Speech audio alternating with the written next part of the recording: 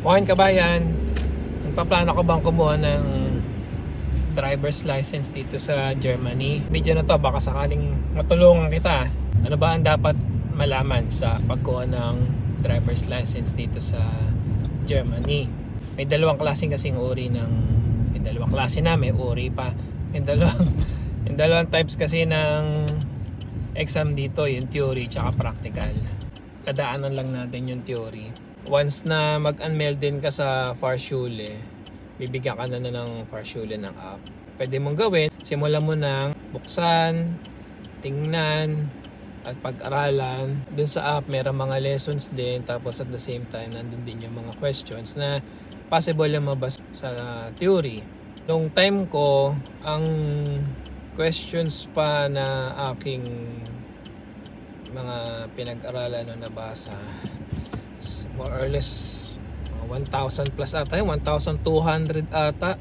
Tapos sa 1,200 na yon, 30 questions lang ang kukuhanin. Kailangan nakapasa ka 10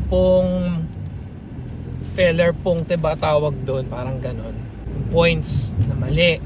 Ang nangyayari, every question merong worth 1 point, 2 points, 3 points, 4 points, 5 points. Ibig sabihin, kung sa 30 questions, hindi ibig sabihin kailangan 10 ang mali mo.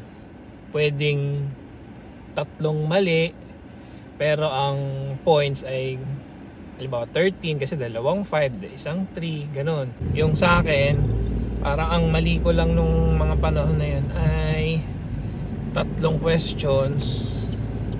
2 lang ata, pero 6 points, isang 2 points, saka isang 4 points. Isang beses ko lang tinake yun, outside dunk, pati yung practical, isang take lang din.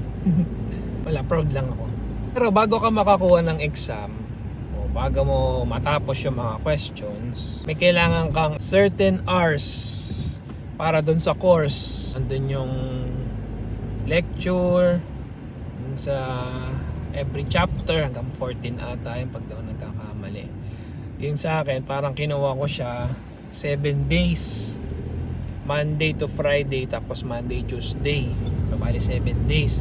Ang ginawa ko doon, pumasok dahil may trabaho, kasi mahirap nang kumuha ng lisensya kapag may trabaho ka. So kailangan planuhin mo yung halimbawa, yung course na yan, planuhin mo. Ang ginawa ko, dun sa 7 araw na yun, lahat sinabi ko dun sa Laitong ko, lahat Fruidins.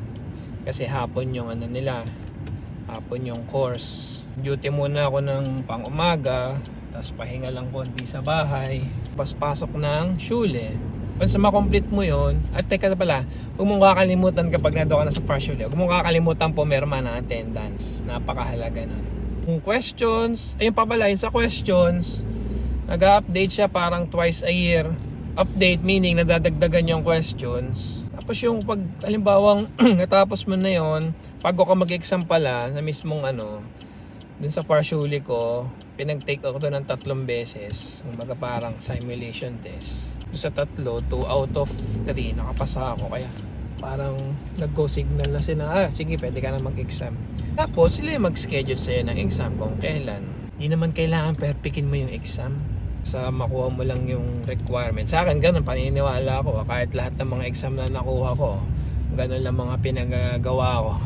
Basta makita kong pasado na, wala na akong pakialam kung anong grade ko pa. Hindi na importante sa akin yan. Ayun, kung may natutunan kayo, please follow my TikTok o kaya sa Facebook, follow nyo rin yung page ko. Salamat kabayan sa pag-google sa akin. Salamat.